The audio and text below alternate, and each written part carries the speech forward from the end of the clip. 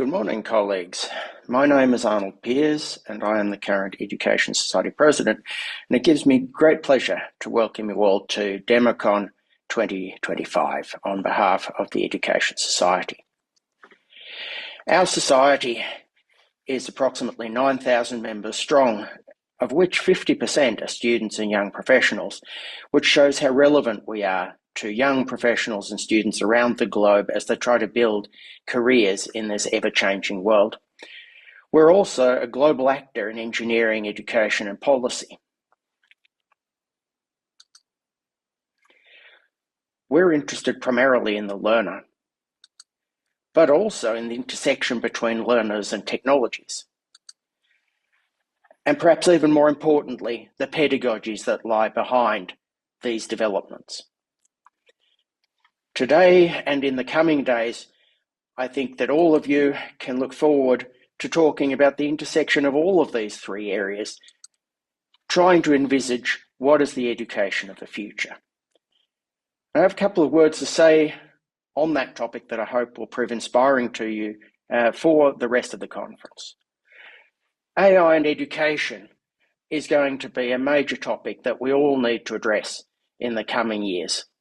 And I hope that many of your conversations will be very fruitful in this regard at the conference.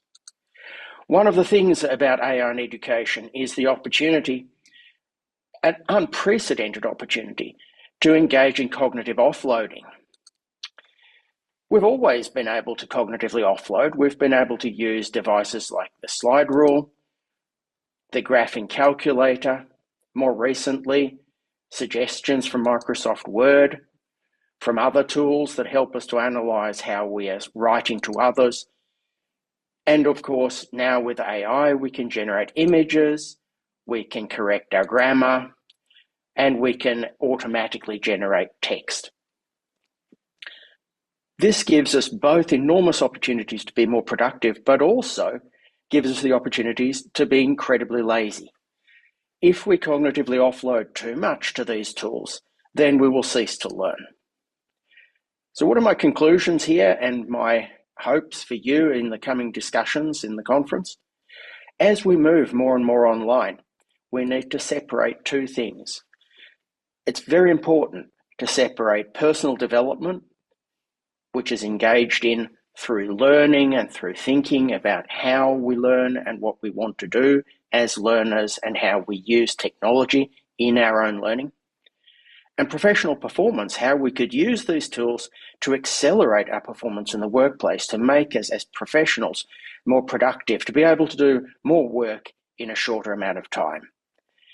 These things are very important to distinguish because in the learning process, it's not necessarily a good idea to cognitively offload yourself at all, while in professional performance, this may give enormous benefits.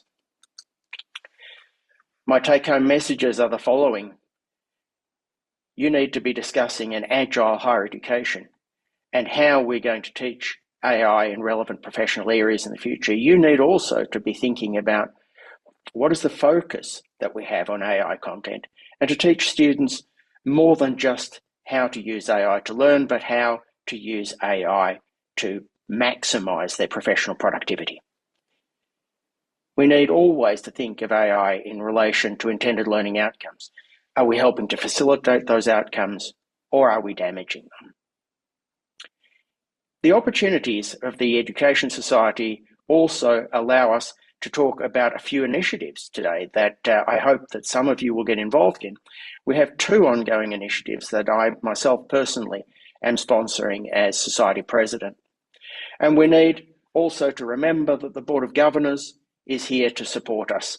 And so for those of you who are present at the conference, please look out for members of the Boards of Governors who will be attending the conference and reach out to them if you wish to get involved.